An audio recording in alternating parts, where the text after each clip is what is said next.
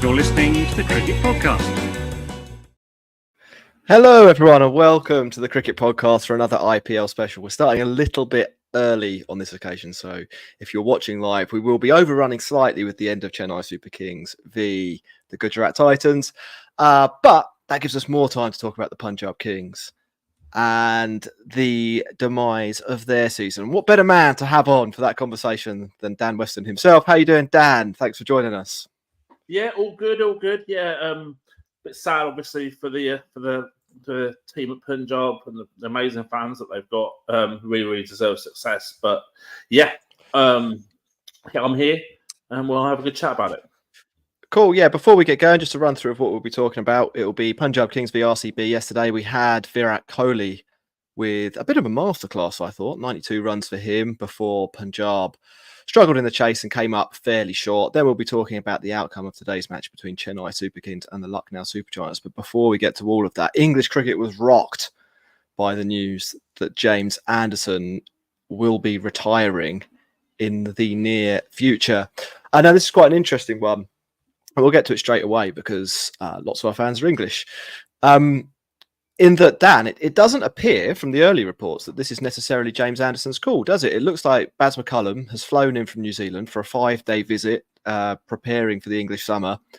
And one of the conversations he's had is with Anderson. And Anderson has been told that England are looking to the future when it comes to their bowling attack. And that means it's time up for James Anderson.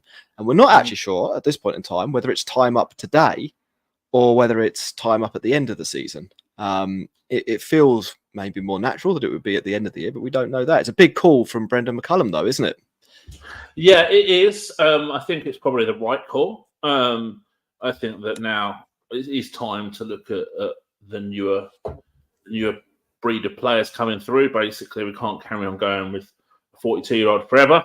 And obviously, apart from the English summer, we've got there's going to be a lot of cricket to be played in the winter where it tends to be less effective. So I think by kind of keeping him available for selection during the summer, but not onwards, I think that McCullum's played well. I actually going to be really honest with you. The respect level that I've got for McCullum has dramatically increased from today.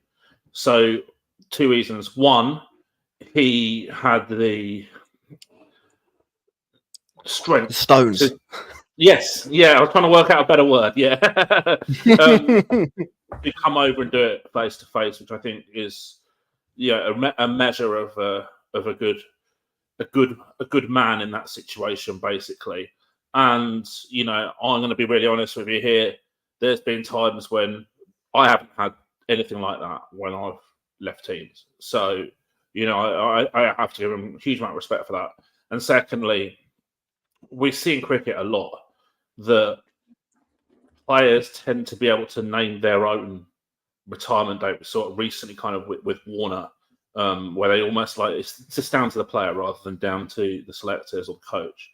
Whereas now I respect McCullum more for being proactive enough to make the call rather than leaving it in Anderson's hands to decide himself. Yeah, I mean, there's no getting around it. It's an absolutely huge call that McCullum has made. James Anderson, he's played 187 tests for England. He's been playing for, 21 years with the test team, 700 wickets.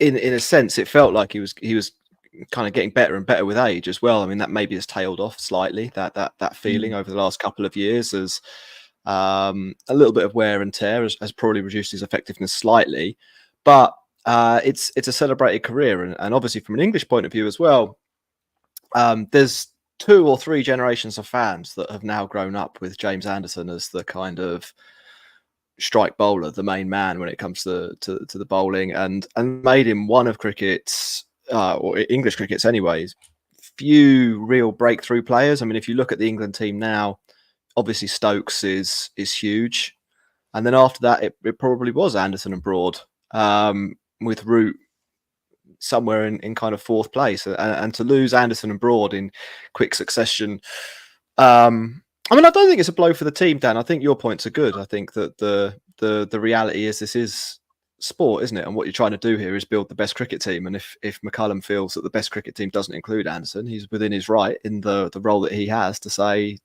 that to Anderson and to make that call.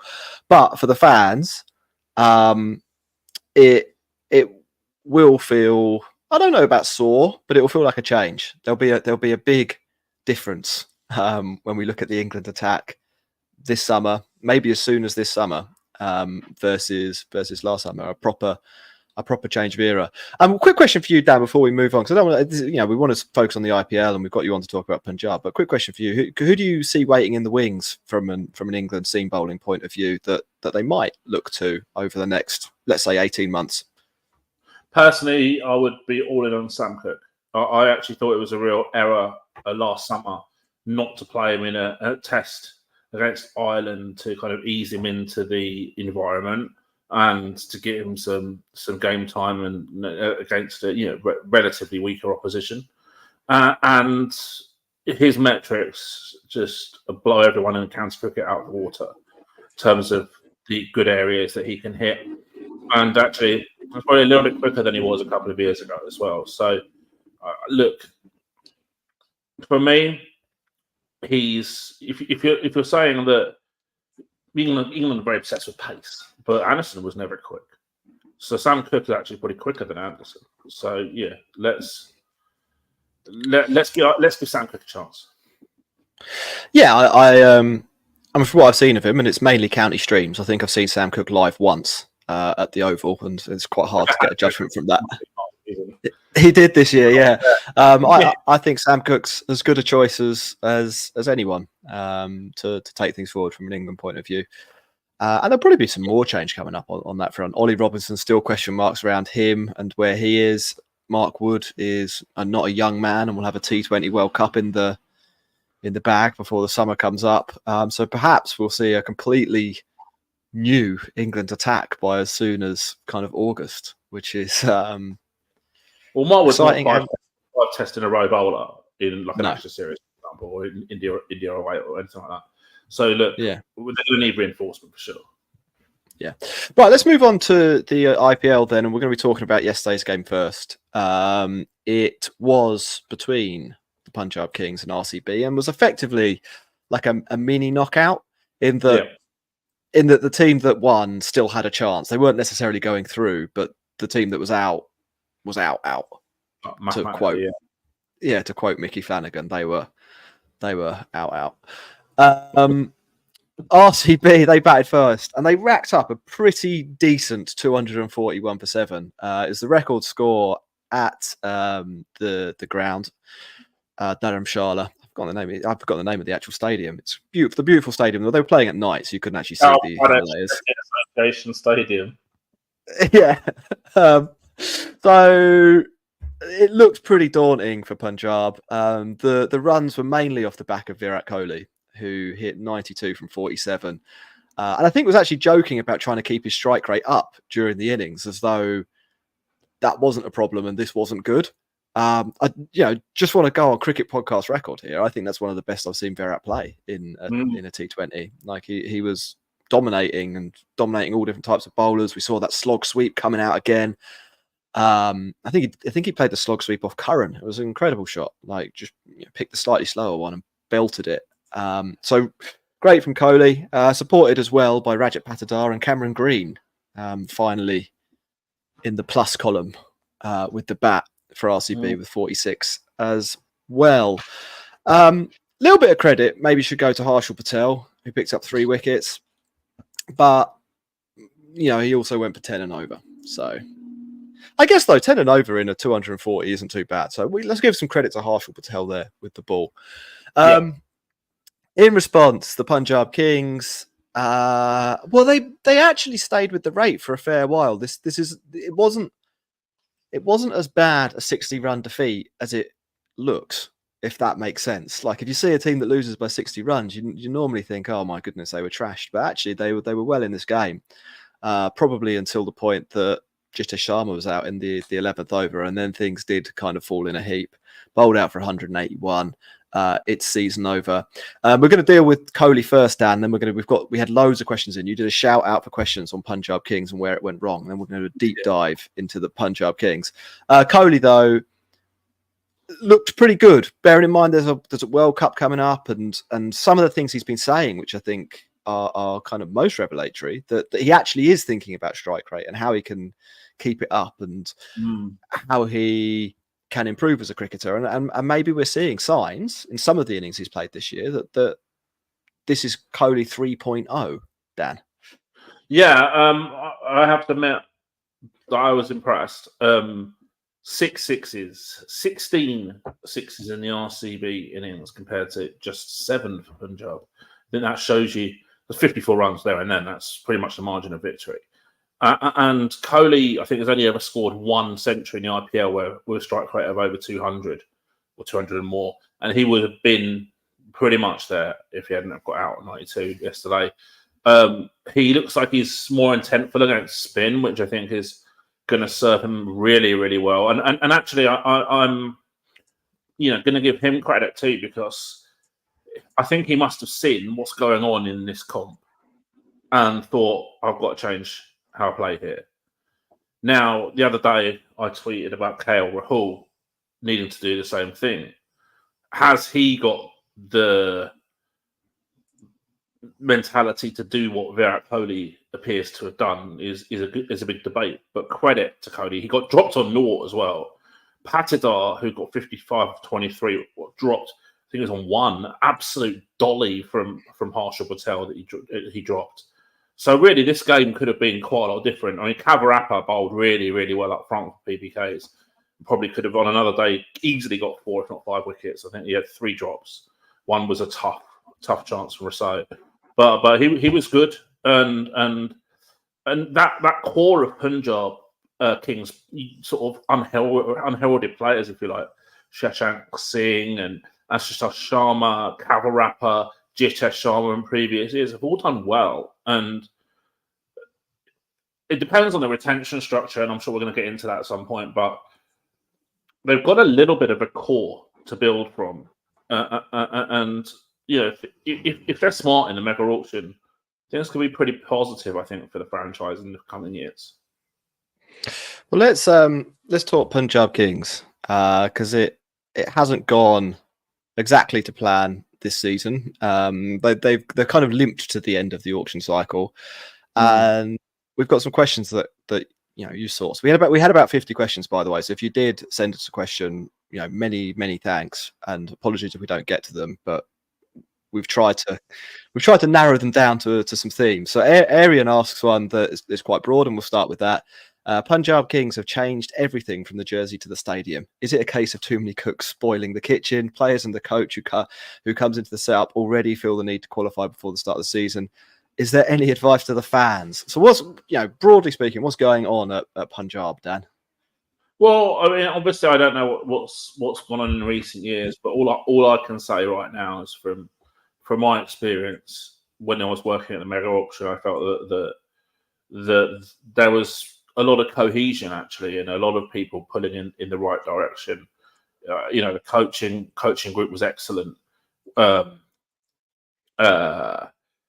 felt that the ownership would back us, especially if we were able to really reinforce our vision of certain playing style and certain players. So that's, for me, is really, really positive in terms of that. So I don't like it when people criticize the ownership, really, because it's an easy target for IPL teams and franchise teams in general.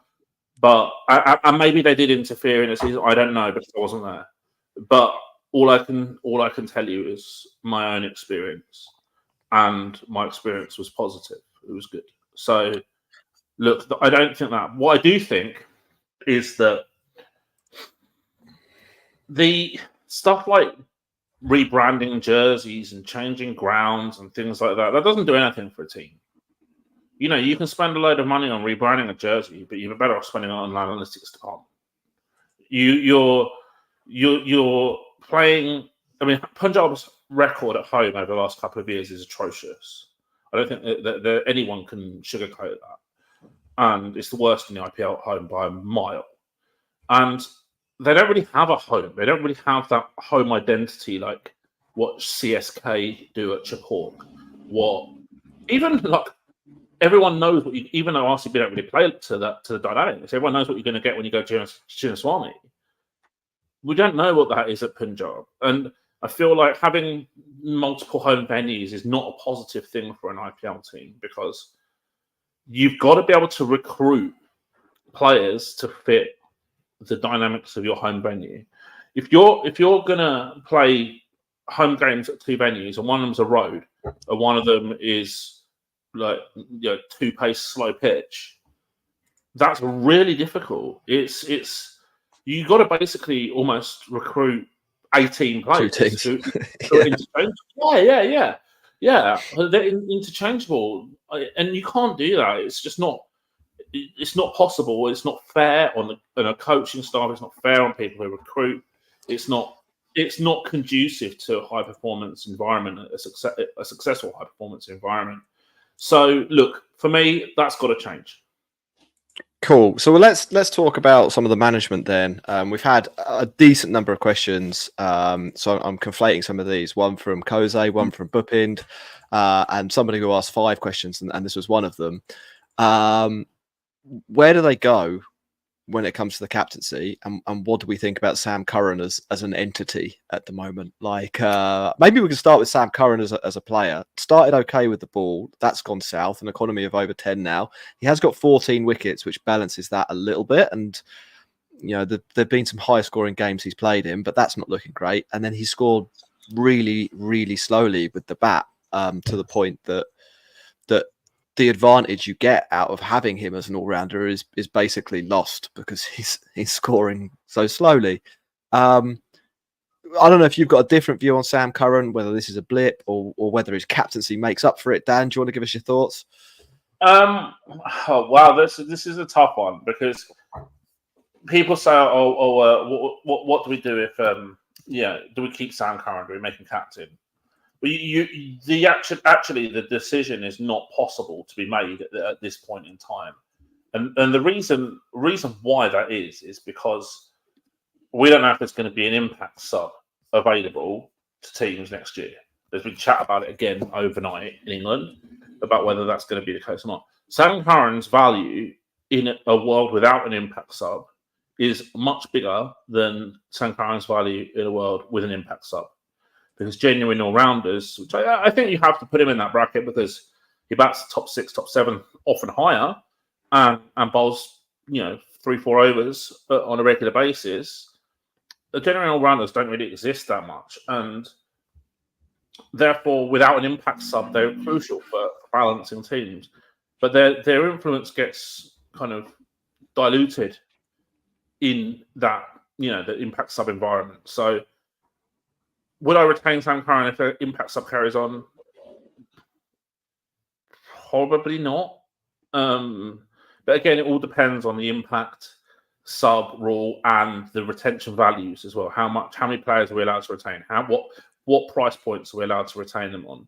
How does that affect the domestic core? There's a lot of things that need to be ironed out, I think, before you can make those decisions. Captaincy-wise, I mean, I think he was better than Shikhar Dhawan, but I don't think that's a particularly high bar. That's look, I've said this so many times on this pod, and I've said it hundreds of times. Most captains are not geniuses. You might have 5 or 10% who are amazing. You might have 5 or 10% who are really bad, and like 80% in the middle. I think it's probably in the middle. Go on, finish off. I've worked with by far Sam Bennings. Like, there you go. And you have to have like that. The value that can add for a team is massive. Yeah, I think the other thing with Curran on the impact sub point of view, or from an impact sub point of view, he's one of those bowlers who bowls very well at the death to batters who aren't great. A bit like Andre Russell, and actually quite badly at the death to batters who are quite good. And if you think about the profile of what that looks like, there are some bowlers who bowl kind of equally well, whether it's a top order batter or a lower order batter. Chris Jordan's actually one of these. Like Chris Jordan can be hit by everybody, or he can kind of bowl quite well to anybody. Like that's the profile of Jordan. Curran, excellent when he's facing a lower order batter. Really, really not excellent when he faces a top order batter.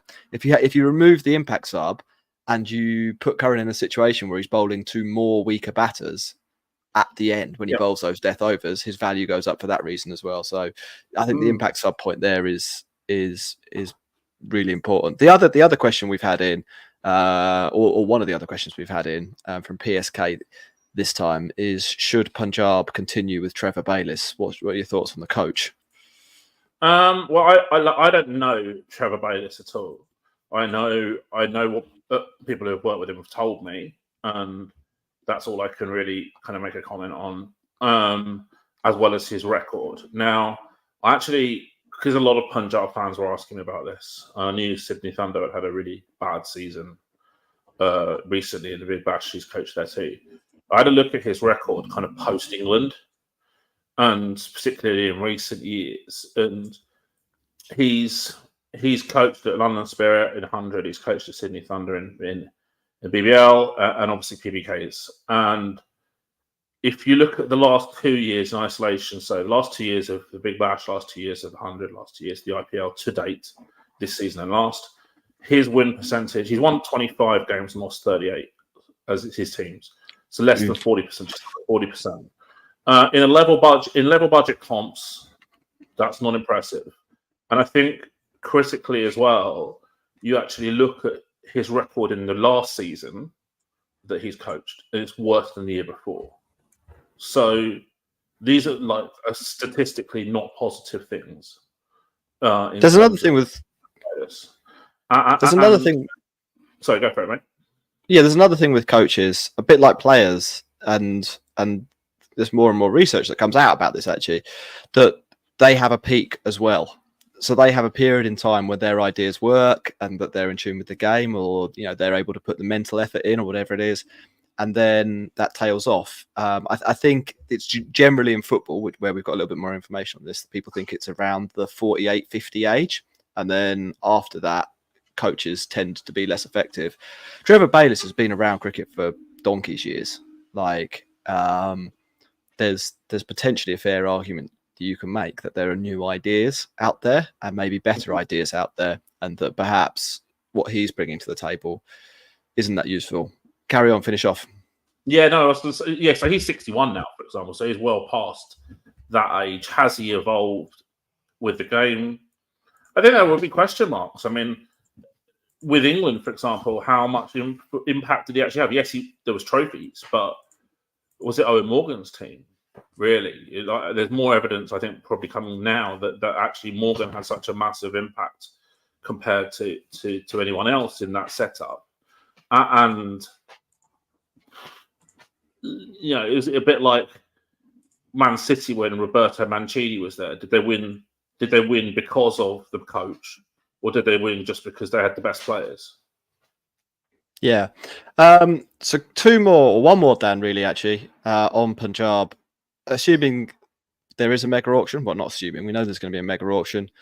Assuming they can retain some of their players, let's say 4 to 6, Saad and Jasser want to know who would be on your list of retentions going into that auction. And then there's one final question. Should they buy back KL Rahul if he comes up?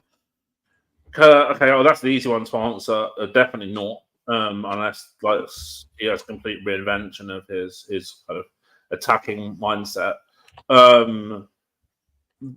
mean, I've seen some crazy. I've been tagged in so many tweets by Punjab fans, and I absolutely love that interaction, because the interaction I've had with Punjab fans over the last few years has been amazing, and I've really, really enjoyed that. So keep that going, please. But some of the suggestions are very, very, shall we say, politely left field. So the KL Rahul one, I think we've already kind of addressed. Yesterday I got suggested Steve Smith and Kane Williamson as the next captain. So, I mean, I don't think overseas anchor is... Well, both of them together as like a brain hive mind.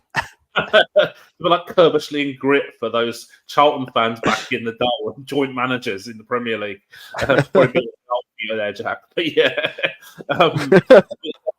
but you know, they were suggested to me by Punjab fans as captaincy options. I mean, an overseas anchor in this environment would be something I would go to every length to argue against and to avoid. So that's not on my agenda. If I ever was able to make that decision, who would I retain? Well, you know, I've been given scenarios: 4 retentions, 5 retentions, 6 retentions, 8 retentions.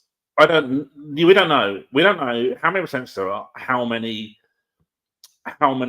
what price points we have to do it at, because that will change everything. All I can do is give you a short list of players who I would consider retaining.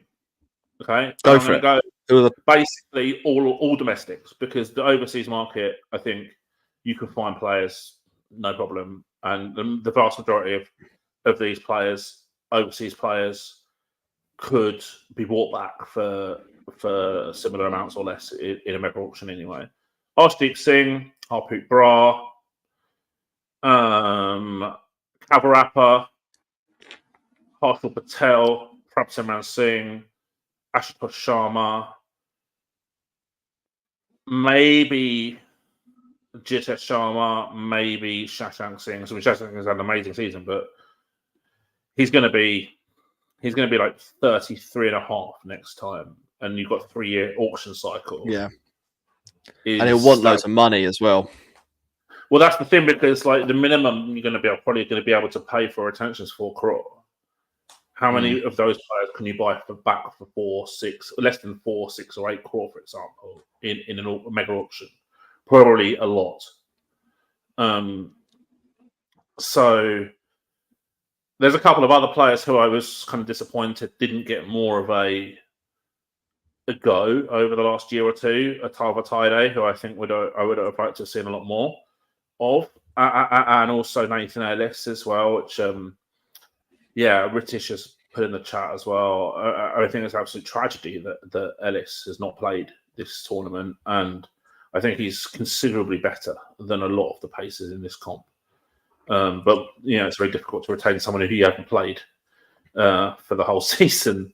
But yeah, I think that's kind of broadly it probably doesn't help in terms of giving a complete list, but would be that sort of mindset that I would go down with those type of players.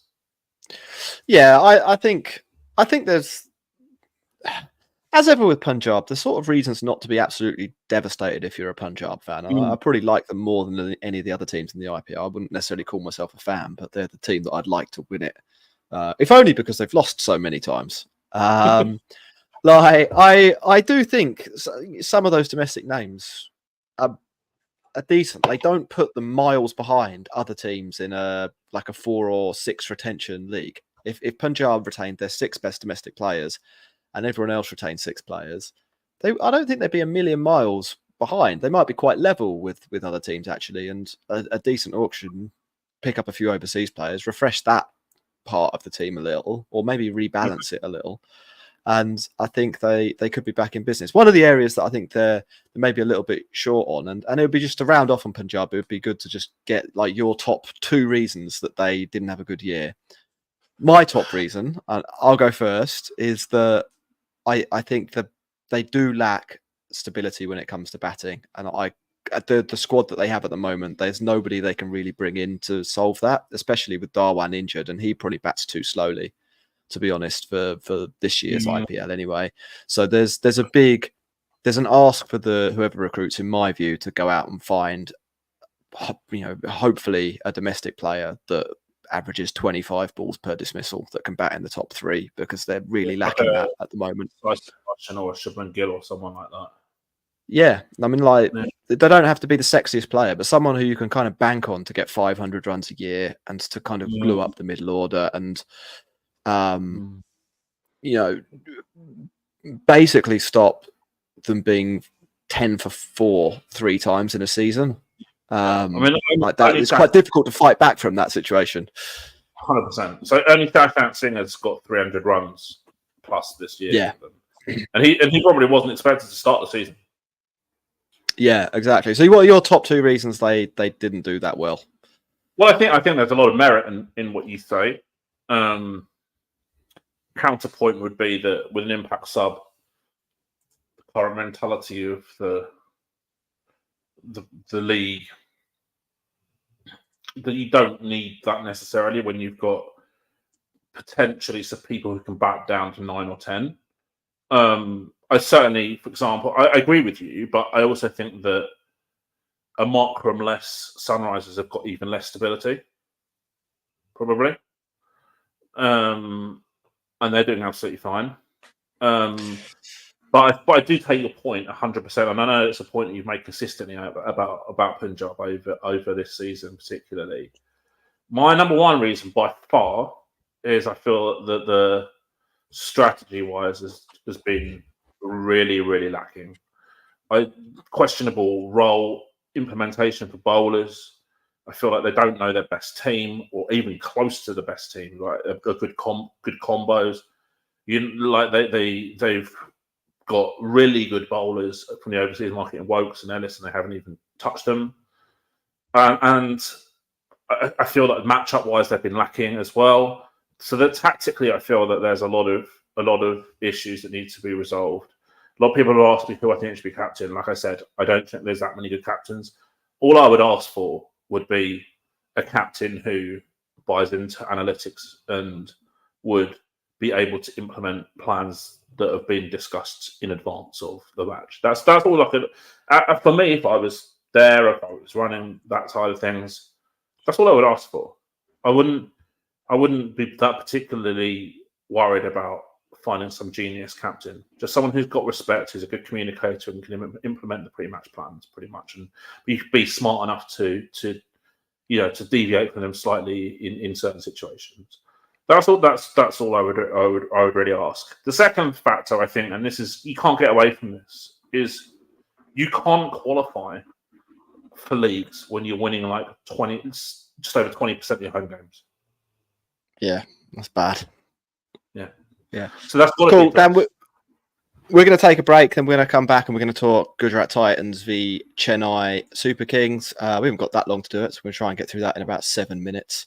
And then we're going to go on our separate ways. You're listening to the Cricket Podcast. Welcome back, everyone, to the Cricket Podcast for part 2. We're going to be talking Gujarat Titans v Chennai Super Kings. Just a reminder that this show is sponsored by Serious Cricket and Manscaped. You can head to the show notes for links to both of their sites. Obviously, you can get your cricket gear at Serious Cricket, and you can get 20% off plus shipping with the code CricketPod over at manscaped.com. Today in the IPL, it was a big game for Chennai Super Kings against a team that hadn't been playing well in Gujarat Titans away at the Ahmedabad Stadium, the Modi Dome.